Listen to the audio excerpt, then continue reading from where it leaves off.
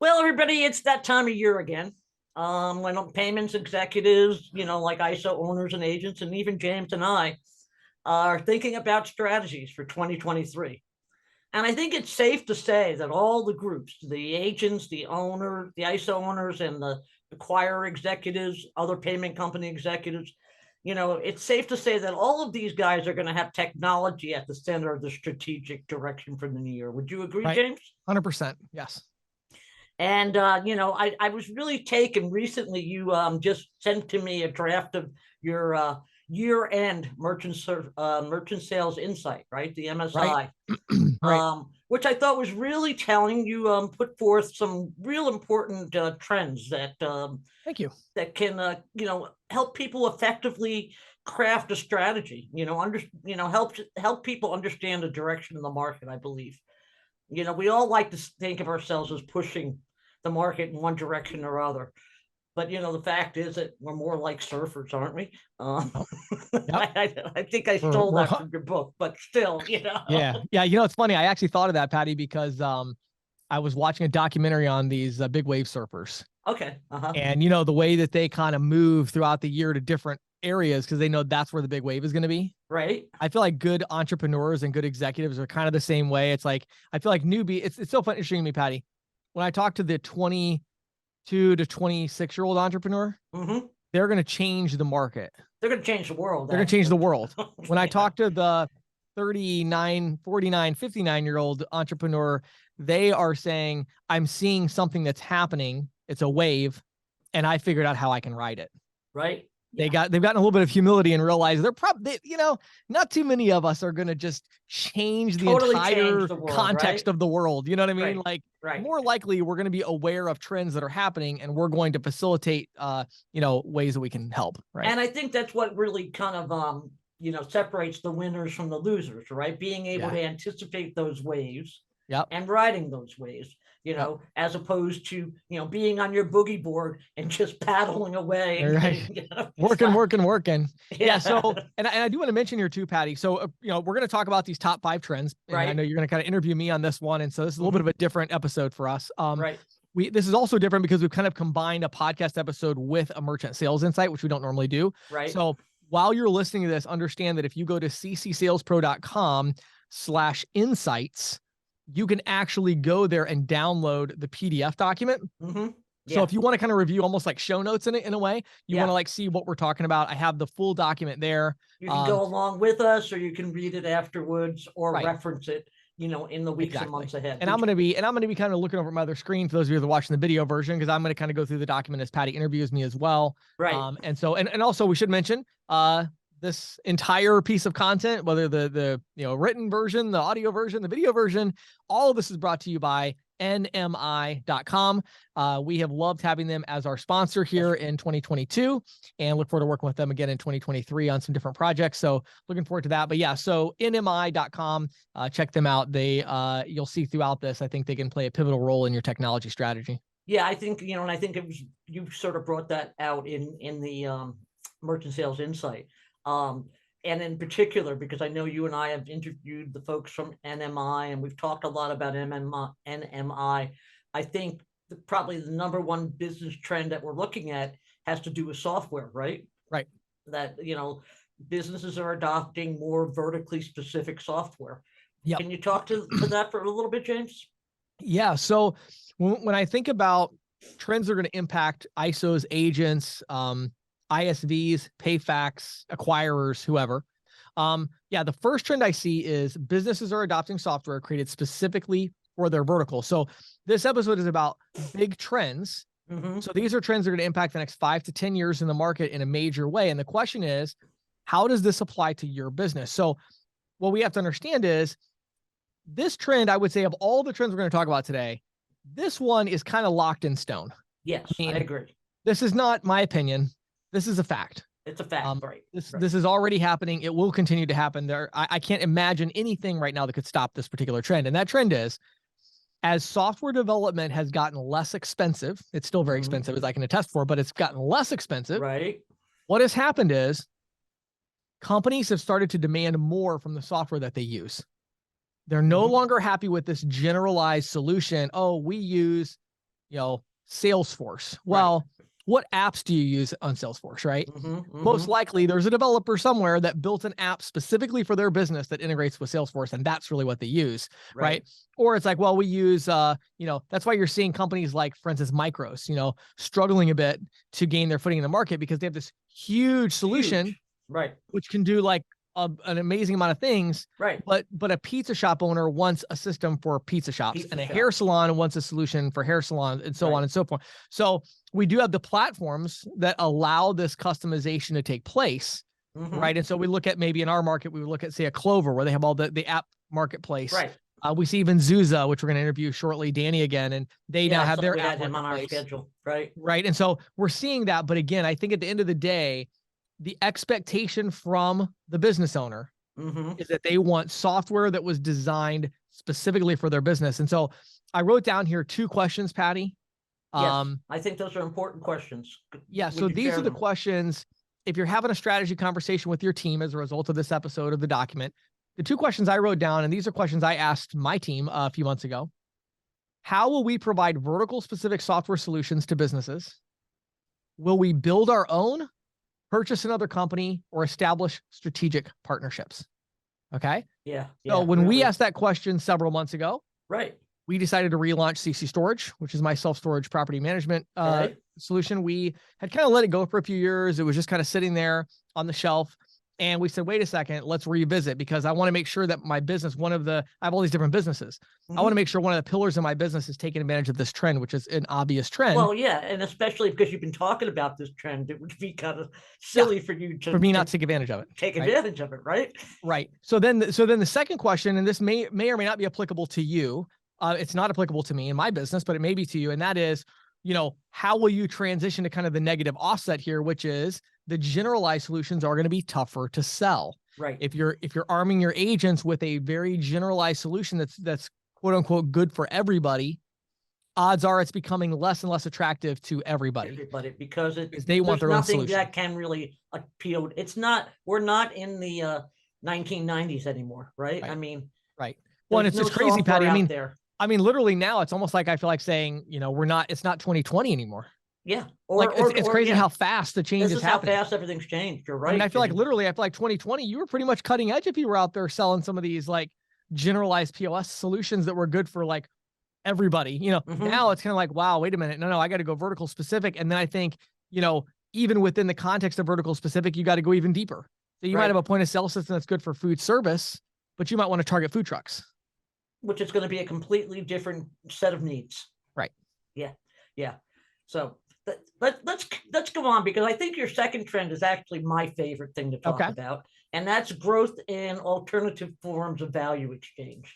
And I think this is really interesting, and I'd like you to go into it. I know you talked a lot about the crypto thing. I also think we need to bring into here as well a discussion of real-time payments, but let's 100%. Yeah. So when we talk about this, Patty, ultimately let's zoom out big picture, right? Okay. Our industry's been so worried about losing merchants. We're losing merchants to Square. We're losing merchants to Stripe. We're losing merchants to Toast. Right. We've kind of ignored this other huge existential threat to our industry, which is we're losing wallet share. Right.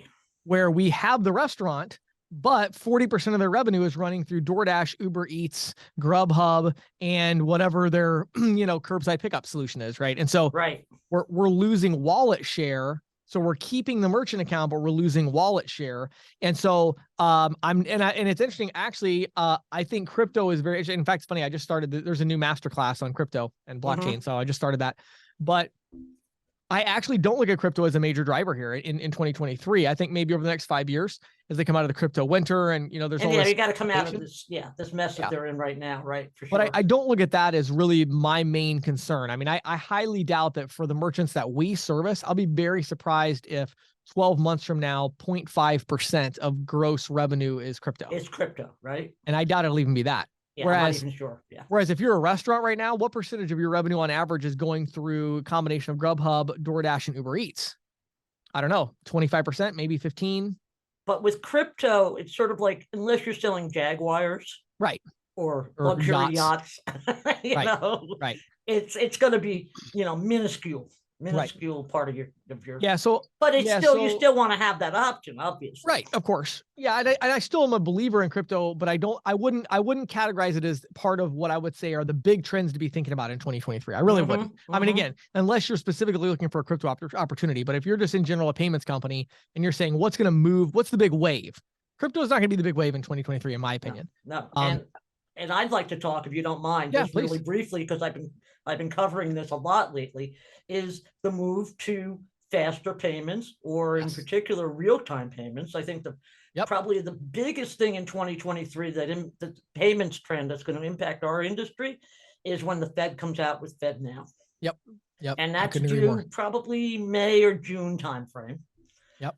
We already have RTP out of the New York Clearinghouse. And you have a faster ACH. Right. Avoiding the interchange cost. I saw an article the other day that just really made me sit up and take notice, which is that at JP Morgan Chase, they have tasked their technology geniuses to come up with a bank-to-bank alternative to credit cards. Yep. Well, and the stated objective is that they want to kill their credit card business. Right. And let's face it, folks, they're the biggest acquirer out there, or second biggest, if not the biggest. Right. That's a real threat. And I don't think, we already have people like, I believe it is, I'm trying to think now which company it is that has, several of them right now are doing real-time payouts or next day payouts. Yeah. Right? Well, Square has it. Square has that. They charge 1%, I think it is, but yeah, they have it. Yeah, but some of the other, major acquirers are doing it, for a fee.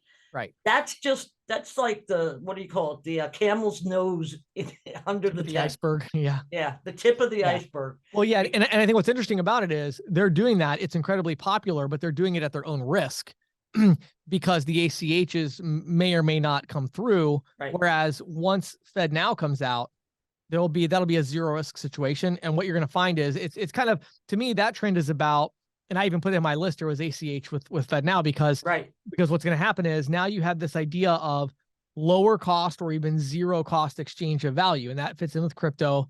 You know, ACH would be low cost, not zero cost. Venmo, Zelle. The Fed pricing, I believe, is 1 to 5 cents. Right. You know, 5 cents for a regular transaction, 1 cent for a return. Yep. Yeah. So, I mean, you're going to see a lot of venture capital activity around this. Once FedNow comes out with the APIs and everything, which they already have them actually now, you can test you already them. have exactly. Yeah. So people can kind of start to build into it. But yeah, so again, we're not, this is not the podcast to tell you, here's what you should do. No. This is the podcast to say, here's what you need to pay attention to. Right. You need to apply it. Let me give you the two questions I had. I was just going to ask you if you had questions for this. Yep. Great. So you're having your strategy meeting with your team. You're talking about this alternate forms of value exchange. Here's question number 1. Will our volume in certain verticals decline per merchant over the next 5 years as they shift towards these alternate forms of value exchange? So are you at risk here of, hey, our average restaurant right now is processing $47,000 a month with us. Right. Do we see that number drop into 25, 30,000 when DoorDash rolls out their pay at the table solution? Right. So we got to be thinking about, there's these other players that are not trying to like totally unseat you as the provider of payment processing initially, but they're getting their hooks in little by little and taking away your revenue. Number 2, how will we provide the right solutions to our merchants, solutions which enable them to collect the maximum amount of revenue while also ensuring our long-term profitability and growth per location? And this is something you and I have been talking about for 3 years now, at least, right? Right. Yeah. Right. So, the idea that your merchants, if your strategy is we're going to keep our merchants from accepting Venmo, Zelle, we're going to keep our restaurants from using DoorDash and Grubhub and Uber Eats. No, you're not. No. So that's a bad strategy. If that was your strategy, you better make a new one. They're going to use that stuff. They're going to be accepting it. What are you going to do about it? Right. And I have a lot of ideas, which we're not going to dive into here, but it's like, that's what I'm talking to my consulting clients about now is like, okay, what do we do about that? And so you have to be thinking about that, but that's a big mega trend for sure. And some questions. How about some questions that our listeners should be asking? Do you have a couple of those? Yeah. Well, so again, I think if you kind of summarize, you'd say, is the volume going to decrease per merchant location, right? Per merchant type. And number two is, what are you going to do about it? What solutions are you going to provide? Right. Yeah. Okay. Okay. Trend 3, passing the costs of processing through through differential pricing, whether that be dual pricing, surcharging, charge, cash or ACH type of alternative, right? Right. So yeah. So I think this one is probably the one we've talked about the most on the podcast. So I think people are very familiar. But a couple of notes I wrote down here that I think are just really important trends to keep in mind. Number one, do keep in mind that 2023 will be the year that compliance, and I would even say enforcement of compliance, is going to be mandatory. And I've talked to, just in the last week, 3-4 big ISOs that are just kind of got choked off with the number of compliance issues from the state AGs, primarily, also from the card brands. I told everybody it was going to happen. I could tell Visa was serious about it this time. And everybody, it's funny, Patty, I like 60 days after I said that, I had people saying, oh, nothing's changed. And it's like, well, it's Visa. I didn't mean that. It's not going to take, it takes some bureaucracy, people. I didn't mean the next day they were going to send, but I mean, they have mystery shoppers out in force. The state AGs are really serious about it now as well. The state attorney generals in the various states. So that's a big trend. But then, of course, we have this positive trend as well, which is that dual pricing, this idea of the cash and card price or the card ACH price online, or card not present. Consumers have pretty much just accepted it. Yes. While at the same time, consumers have accepted it. Business owners are beginning to accept it more and more. So we have this fantastic opportunity where the vast majority of merchants. So here's what I would say about this. Two numbers that I think are interesting, Patty. Okay. The majority of merchants are still not doing it. Yes, agreed. The majority of merchants who are doing it are not doing it in a compliant way. That's the sad part about this. It's the scary part about this. Well, it is and it's not. Is going to come and bite them in the butt. It is, but it's kind of like if you're one of the providers that's doing it in a compliant way and you're doing dual pricing, then you're great. This is a really good stat for you, right? This is kind of saying most of the market doesn't even have a solution at all for this. And the ones who do, you could still sell them because they're doing it the wrong way. Right. So you really have to be confident in how compliant your approach is, right? I mean, you do. That's going to be really important, not to just sell this solution, the pricing, right, but to be confident that what you're selling is going to be compliant with state and federal requirements. Right. And here's what I would say, Patty. I would also say what's really important is we got to layer this trend now on top of the first two. That's true. Right. That's true. So here are my 3 strategic questions for this one. Number one, you just mentioned it. Are we confident in the compliance of our current approach and our ability to deal with the card brands and the state AGs where we do business? Right. Talked to an agent the other day. He was, had some serious issues with the state attorney general. I'm talking about, they sent a cease and desist letter to the merchant that said, immediately stop accepting card payments. Oh my. Imagine that. Can I ask what state that was? It was guess. Just curious if you can guess. Florida? New York. That was going to be my next guess. That was going to be your next one, I'm sure. Because it's Florida and New York are the ones right now. California too, but yeah, New York. It was New York. But you know what? This agent did. His company basically was no help whatsoever, and he called the state attorney general's office and said, "Here's what we've done. We've implemented dual pricing." He actually, because it's in New York, he actually reprinted their menus at his own cost with the cash and card price. Sent that to the state AG, and said, "Here's what I've done for this merchant. Here's what they have posted now, and everything." And the New York State Attorney General said, "You're totally fine. You can disregard that notice and a notice." But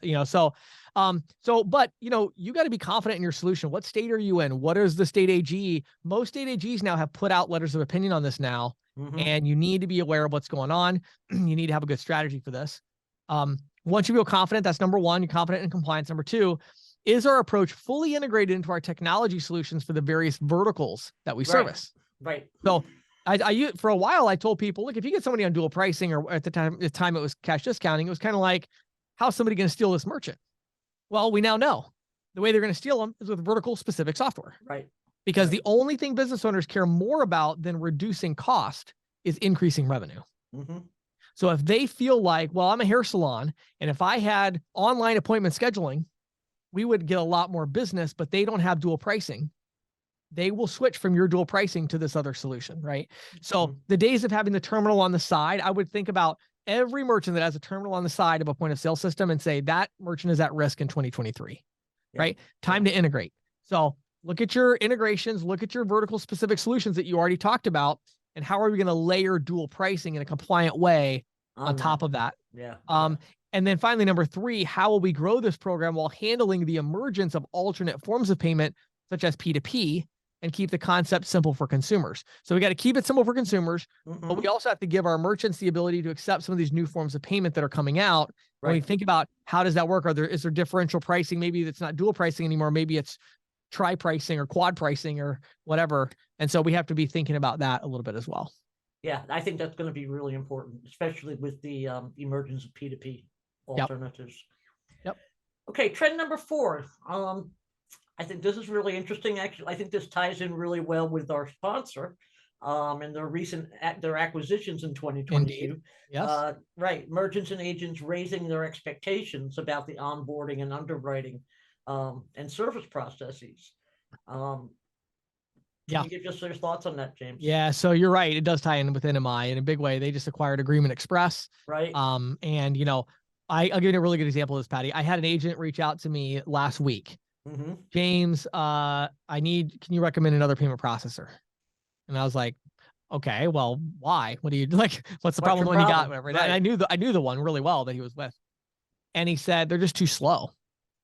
And I'm like, what do you mean too slow? Oh, he said their underwriting is too slow. He said, I get paperwork, I have to do DocuSign, and then it takes them sometimes 2-3 days, and he was, switching payment processors specifically for that reason. And I get 2, 3, 4 emails like that a month right now. And every time I talk to agents, it's part of the conversation. And they're saying, they're asking me questions like, James, how long should I wait to see if my ISO is going to come out with the right solution? So, let's mention our sponsor here, because again, I think NMI really can play a pivotal role in this. Their acquisition of Agreement Express, their acquisition of Iris, a CRM. So they're trying to tie all this together to give you the solutions, the technology solutions you need. If you're that ISO that's trying to get to the next level in any of these areas with technology, they can be a great partner, but especially with the onboarding process. I think especially with the onboarding process, because I think that's the hardest one right now. It really is. It really is. And the thing that's unique about them, people kind of ask me sometimes, they'll say, well, why would I use Iris? Why wouldn't I just use Salesforce? Why wouldn't I use Zoho? Why wouldn't I use, and I say, well, because those companies haven't done underwriting integrations with TSYS and Fiserv and FIS and Global and on down the list goes. Doing those integrations is the hard part. I really congratulate Dimitri, who built Iris. He just kind of retired from Iris, I think a couple of days ago at the time of this recording.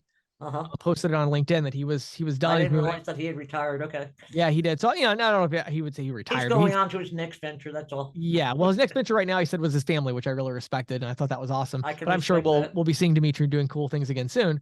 But he built out Iris, and what he did that's really hard is he got these companies to integrate their underwriting departments and their onboarding and all that, through Iris. So that allows you to automate a lot of this underwriting process and speed things up in a really significant way. Then you look at Agreement Express that they just acquired, and I'm sure as they get that fully integrated in, now we're going to have this incredible speed of execution to getting these deals done. So let's talk about, though, a couple things here. So, Patty, when we talk about technology and when we're sitting around the table with our teams, right? How is technology going to change our payments business? Well, we generally do think more about the ISV, the vertical specific software solution. I mean, that's where our mind goes, and it should. That's the first trend. But we also need to think about the internal technology. So, right, like, what is the agent experience? What is the partner experience, right? If you're a point of sale company, you're going after the ISO agent distribution channel. What is their experience? Not just the end merchant. What is the agent ISO experience? And you have some things you need to do. I put some questions in here. I said, what percentage of your merchants are auto approved in 15 minutes or less? What does your merchant onboarding experience compare? How does it compare to the fintechs and large PayFacs? And how do you do that comparison, though, James? That's I was curious about that question. Well, I think it's interesting, actually. I think most people that are listening to this have already experienced. You've just had today enough experience with each one that you can kind of tell. Yeah, I mean, again, it's like for those that maybe don't have that context. When you sign up for a fintech or you sign up with one of the big PayFacs, you go to a website, you fill out a one-page form, And that's and it. you're approved. Yeah. And That's it. That just says it right there for me. You don't Right. need to go anymore. So look at your experience and see how it compares to that. Right. And if your experience isn't that, you need to be looking at that. Exactly. Right. Gotcha. When merchants have an issue, are they forced to use phone calls for assistance rather than engaging through a digital? Can they message you? Can they do a chat? Right. Talk about 2023 versus even 2020. Oh yeah. I mean, if I had to call somebody now, I mean, I would literally, I don't even know if there's a company that I would continue working with if I had to call them. Mm-hmm. I really don't. I mean, I have an assistant and I have operational people and I can delegate some of that stuff to them. But I mean, if I'm like, we got to wait on hold of the company, forget it. I'm an old geezer and I'm with you. Yeah. It's like, let's just cancel way that. too many, I wasted too many hours of my life being on hold with companies. Yes. If I can't do it digitally, I'll find somebody else.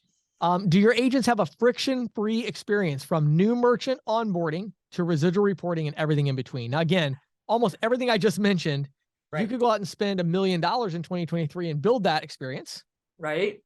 Or you could reach out to Iris CRM and NMI and their acquisition of Agreement Express and put all these pieces together, which they've already done, and you can just get it working. Right. So I think you have to look at opportunity cost here. Is it really worth building this platform for your agents, or do you just go to the one that's already built and say, okay, cool, let's just leverage that? The longer I'm in business and I see more and more of the opportunity costs and, other things I could be doing, anytime I get a chance to buy technology instead of build it, rent technology, whatever it is, if I can get it without building it, I'm going to get it without building it. Oh yeah. Especially because you know how long it takes to build it. So, and how expensive it is. Yeah. And how expensive. Yep. I put one of my statements here, one of my favorite statements from this document, actually, I put at the bottom of this trend.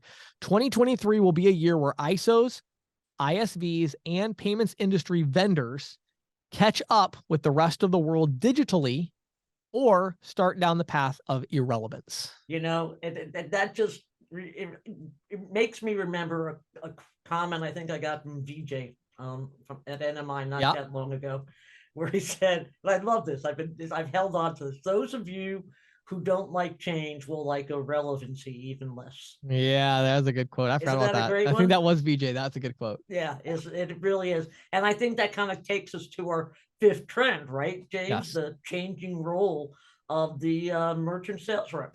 Yep. So, merchant sales is changing. I think the biggest change when I kind of zoom out and look at it, Patty, is that saying you're in merchant sales doesn't mean anything anymore. No. It used to mean something. When I got into the business, if I'm in merchant sales and somebody else is in merchant sales, I know what that means. It means we both walk into every business on the street and we sell them a terminal. Right. That's what it meant. That's merchant sales. That's why we used to call them the feet on the street. Right? Exactly. Right. That still exists for sure. I think 2023, we're going to see a really, really significant shift kind of behind the scenes. It's not going to be a trend that's like right in your face. It's going to happen behind the scenes, and companies, a lot of them are going to kind of wonder what happened. Why are our sales down year over year? We didn't anticipate, we didn't see this coming. And the reason is because they don't understand that the very nature, the fabric of merchant sales is changing. And the best merchant salespeople, they're successful for a reason. It's because they do embrace the change. Right. They're looking at trends, like they're listening to this podcast and they're saying, "Oh, wait a second, James. If these are the four big trends, right? Then number 5, I got to change. I'm not going to every business anymore. I'm being more vertical specific. I'm getting into online marketing. I'm starting to think about partnership with ISV. So I'm starting to think about how I'm going to sell technology to one vertical and how I'm going to do it well. So all of a sudden, what they are looking for is shifting.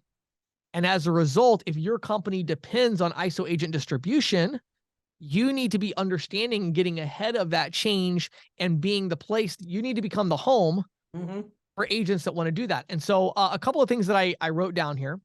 And we talked about this actually in a recent podcast episode with somebody from PayArc. Can't remember the name all of a sudden there, but this idea that the foundation of what we see today when we think about ISO agent is this model of kind of no control, in extreme independence. So I'm an ISO. I'm going to recruit a bunch of 1099s, and I'm going to say, I won't bother you if you don't bother me. Yeah. And I'll give you a nice residual split. Right. So that can scale and it works well because it's super inexpensive. Like there's just no cost of acquisition there. So that's great. However, it only works within the context of selling something simple. In this case, a free terminal with dual pricing. That will work, right? But that's not where we're at, and that's not where we're going. So now as we shift, we got to go, wait a second, we need to redefine this relationship between the ISO and the agent, or the ISV and the agent, or the PayFac and the agent, whoever's using the ISO agent distribution model. Right. Like, or are you a partner or are you just a service provider, right? Is that what you're saying? Yes. Yeah. Yes. You got to be a partner. So let's dive into the questions real quick. I got 3 questions for this one to ask yourself and your team. How do the individual sales professionals view our brand today? How should we shift their perception in 2023 to position our relationship for long-term success? Do they view us as a service provider or as a partner? And how can we shift their perception towards partnership? So that's all one question. That was a lot of questions in one. That's but a lot of questions in one, but I think the last part is really important here. The need to shift perception. Yes. You know, that's something that the ISO has to really work with their agents on. Like it's not something they can hope will happen. Yep. You know, and that I think is why this whole idea of just hiring a bunch of 1099s and letting them go out and do their thing. Right. It doesn't work because if you let them go out and do their thing, they won't do it. They're not going to do it. Yeah. You got to give them the resources, you know? So, well, I guess number 2, what resources are we investing in the sales professionals who ultimately sell our solutions? Now I want to stop for a second. If you own a point of sale company, which I know a lot of people, you own an ISV and you're trying to leverage agent right through ISO. Let me ask this question to you again. What resources are we, your company, what resources are we investing in the sales professionals, not the ISOs, right? In the sales professionals who ultimately sell our solutions? How could we dramatically increase this investment while receiving an ROI through growth? Okay. So I tell people all the time, consulting clients, I have this conversation with, I've had many, many times. There is no such thing as ISO distribution. That doesn't exist. You say, well, I've got a point of sale company. I want to sell it through the ISOs. You can't. ISOs don't sell things. Right. Agents do. Right. ISOs are a doorway to distribution. They are not distribution in themselves. And you have this, I've seen so many of these, technology companies, oh, we're going to leverage ISOs. And they go out and they get 100 ISOs to sell their stuff. And they don't make any sales. Why? Because they don't understand. They think the ISO is going to take care of making sure the agents sell it, and they're not. The agent is the one selling it. You got to partner with the ISO to say, well, wait a second. We don't just want you to put our solution in your available list of solutions in your portal. We want the agents to actually sell it. So what do they need from us? Right. What marketing materials? What bonuses can we pay? Yeah. What training? I talked to a point of sale company just in the last week. I'm actually talking to them again this afternoon. And I was throwing some crazy ideas out there of talking about, imagine if you paid $1,000 bonus. They're going through ISOs. What if you paid $1,000 bonus for the first 3 sales that each agent made for the first 90 days of your partnership? And it's like, well, you can't really justify that investment on a per merchant basis. I mean, you kind of can, but it's a little hard. But when you say, but by doing that, if I could get myself an army of 20 agents who were really familiar with selling my point of sale system, and I was getting the SaaS revenue off of that, right? What would that be worth? Right. Yeah. Long term. And so I think it's things like that, but also for the ISO thinking about marketing materials. And again, this layers on top of the other trends, right? What resources are you going to provide relative to the fact that we're going vertical specific and these other challenges? Number 3, how much of our communication with our sales professionals is proactive versus reactive? How should our agent support culture change to position our company as a value-added partner? Yeah. So something else to think about. Those are some really good questions. But I think, you had one more insight in your. I did. And this one again is another one of my favorites. I think, I know you'll have something to say about this one as well. Yeah, I definitely have something to say about this. And that is, government disruption of the status quo. Yeah. I'll be honest. I don't think personally that Senator Durbin is going to get his credit card competition. I don't either. And here's a little aside. I was watching a program last night. It was a special on the whole student loan thing. Yeah. Right. Yeah. And one of the things I didn't realize, and I know this is off topic, but let's just, if I can share it really briefly. Yeah. There's apparently was a provision in legislation back in the 90s that made student loans non-dischargeable in a bankruptcy filing. Mhm. Okay, so you can discharge your credit card debt, but you can't You discharge your discharge student loan. your Right. student loans. And apparently, Senator Durbin has written legislation that would eliminate that, that would repeal that provision. Allowing people to get rid of student loan debt through bankruptcy. Right. Now, Okay. you would think that, this would be something that a Democratic senator would want to promote. Yeah. And so they talked to him and he's like, oh yeah. And apparently they talked to him in June and he's like, oh yeah, I'm gonna bring this up to the committee right away. Yeah. And he still hasn't. Right. So I came away from that with one real, piercing idea. And that is Durbin is in this more for the PR effect. Yeah. Than he is for the reality. Right. And, well, and it also tells you something that he cares more about the payments space than he does student loan debt. Well, yeah, I maybe. Yeah. I mean, I'm just saying that the fact that he's going to zero, I've been fascinated by his fascination with it. Really. Well, frankly. I am too, because it's like, it's not something he really understands. No. He's never been in this business. He doesn't have a, right. I'm personally, I think it's obviously coming from, retailers. Yeah. It's lobby on both sides. Yeah. And that's what senators do. They listen to lobbyists all day and figure out what they should do. So, yeah, I think, there's a couple things about this trend, Patty. So that, and again, it's not a trend, it's an insight, because it's, right. I don't know, because I have absolutely no idea what's going to happen. So I can't call it a trend. And I don't either, but right. we certainly need to keep our fingers on the pulse of this. Yeah. Well, I'll tell you a couple thoughts I had real quick. Mm-hmm. So this idea, first of all, the insight isn't that the payment processing, interchange is going to be regulated. No. The insight is that the government may disrupt the established payments ecosystem. Right. So as I look at all these things that are happening, because again, this is not about Durbin's new thing. It could be about that, but it's not just about that. Well, and remember this, it's also about FedNow. Oh, absolutely. You have FedNow. I didn't think about that. That's a really good point. That ties in beautifully here. That ties in with this very much. It does. Yes. But think about the debit rerouting from Durbin Amendment 10 years ago. Mm-hmm. That goes into effect in July. I mean, still no one really knows what that means. Right. What's going to happen. I'll tell you the other thought I had, Patty. I was going to post it on LinkedIn today. I didn't get to it yet, but, do you realize how many hundreds of fintech startups there are who make their money from interchange? I can't imagine. And I mean, they make their money almost entirely from interchange. Really? They're not making anything on the software at all. No. I mean, you look at a lot of the companies that, they have really cool personal banking apps, and they're totally free, but you use their cards and things like that. They're making interchange, sure. They're on the issuing side. I mean, there's a lot of fintechs, like the majority of fintechs that make money off interchange. Even many of these neobanks, like 100%. Chime, or things like that. And others that we're going to be talking about. Yeah. We'll be talking about that next week, I think. But that's a big deal. And we got to look at this threat and say, well, whether or not it happens in 2023, I'm not calling it a trend, but I'm saying at some point in the next 10 years, I think interchange is going to get regulated further. So what does that mean? Are we thinking about that, right? And what does that mean for our business? But I think also, are we ready for some kind of disruption to happen where we just assume, well, Visa and MasterCard, they always do everything right. What if they stop? What if they have a hiccup? What if they have a problem? What if you can't get authorization codes back all of a sudden from Visa?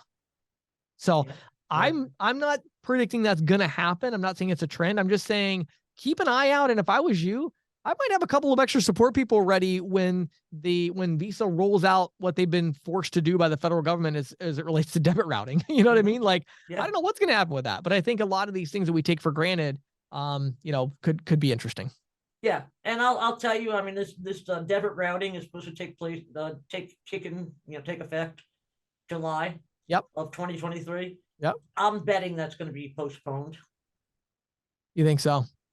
I think so. I wouldn't be surprised. When you consider that they put it out with less than a year to implementation.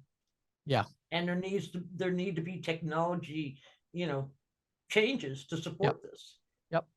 I have not seen anything yet go to the Fed saying, "Hey, hold on a few minutes," Right. Right. but take a moment. But I'm going to Well, keep it's just my eyes out they've for that. delayed it so many times. I Yeah. guess what I'm concerned about is I feel like at some point here, somebody at the federal government is going to be stupid enough to force the hand and say, Oh yeah. okay, we delayed it. It's been 10 years. How much longer are we going to delay this? And they're going to say, no, But this is they happening. didn't really delay it because the technology never made it necessary until maybe 3 years ago. Well, yeah, yes and no, right? That could be a whole other conversation because the idea, in my mind at least, is that 2 or 3 years ago, everybody realized that Visa wasn't actually doing it the way that Right. the law demanded that they do But it don't you think that, I mean, when the law was written, because it wasn't online the online debit debit. wasn't even the consideration really? Well, yeah, but I'm saying even before that, remember all the stuff with Shazam and the others where they were still saying Visa wasn't giving Well, that's true. customers the Yeah. choice. Yeah, that's true. Like to me, I still, honestly, and I mean, I've read tons about it. I still don't even know what it means. I really don't. What does it mean? You're going to go into a business and use your debit card, and the merchant, which I guess in this case is going to be the acquiring bank, is going to have It's the going to push ability a button, to choose different, which obviously it's going to be automated, right? but like how? What does that even How? mean? Well, that's why I'm saying it has to. That's why I believe it's going to take time because I don't even think the merchant community understands Right. how this is going to Well, work. I think no matter how long they take, I think Visa is going to drag their feet Oh yeah. until they get their notice. And then Visa is going to send their notice down to all the acquirers and say, 60 days from now, this is how this has to work. But it also has to go out to the issuers because the issuers have to make that Yeah, possible somehow they're going to have to on connect to this new thing. right. So, And so that means they're going to need to you know, reprogram cards, which means they're going to have to reissue cards. well, maybe. I don't know about that because I think you could tie the networks together on the back end only. So Yeah, maybe, you but know, but yeah, anyway, I think what's obvious from our conversation right now to our listeners, this is super confusing. and there's a lot of unanswered questions. Yeah, it's complex. And my concern, and the reason I'm putting this as the insights for 2023, is that I'm not so much concerned about additional regulation in 2023, although that could happen. I think that's a longer term thing. But what I'm really concerned about is we need to be aware of what's happening here Yes. Oh because yeah. I could totally see if you're an executive at a large acquiring bank, I could totally see you getting a notice from Visa at some point in 2023 that says the July deadline is coming up. Here's how you have to route debit moving forward per the federal government. And you're like, whoa, wait, what? Yeah. We never dealt with that. We never tried to figure out and so all of a sudden we have this whole other variable. And I think it could really be a disruption. That's just a kind of this yeah. one of these fundamental core disruptions of something we kind of take for granted right now. So Yeah, I think it'll have as much disruptive effect as the Durbin Amendment itself. yeah, I When it agree. first came out. But it'll be Yeah. a different kind of disruption. Different kind, but it'll be But yeah. as extensive, as felt as bigly. So let's see here. I've got my conclusion here. So, first of all, Patty and I hope that this has been a help to you. Hopefully, as Right. you think about 2023 and you're thinking about technology, this is going to be a help. Go through this one again. Go to the document. It's at ccsalespro.com/insights. I would highly encourage you on this particular one. Get that document, download it, send it to everybody on your team. Okay. This is one of the reasons I had NMI as the sponsor. They're processor agnostic. You're not going to upset anybody. So give it to everybody on your team and have some conversations about it. I hope that this document is going to spark conversation. That's why I wrote it. This is normally the kind of thing I would give to my consulting clients. And I do. I take these trends and stuff and break it down for them and how it applies to their business. But I wanted to share it with the industry as a whole so everybody can kind of take a step back and say, well, wait a second, if this is where we're going, and if you agree with my assumptions and with what Patty has said today, have some conversations, see where the industry is going. And don't forget to check out our sponsor because they are so integral to this. They could be so integral to this if you wanted them to be. And that would be, you have NMI.com. NMI owns Iris CRM, IRIS CRM.com, which is the leading CRM underwriting platform, residual calculation, all that. Right. And then Agreement Express, Right. which is kind of the front end there for getting deals done, document management, all that. So and they all also these support, together. Virtual payments, APIs to software integration. Yes. It's a gateway. It's processor agnostic. It's sort of like everything you need right there. Yeah, it's definitely the premier processor agnostic technology provider in the industry right now. I agree. So definitely check them out. Thank you so much for listening to our podcast all year. We're excited we're going strong next year, right, Patty? We're just going to keep going. Let's keep going. And here's to a prosperous and happy and healthy 2023.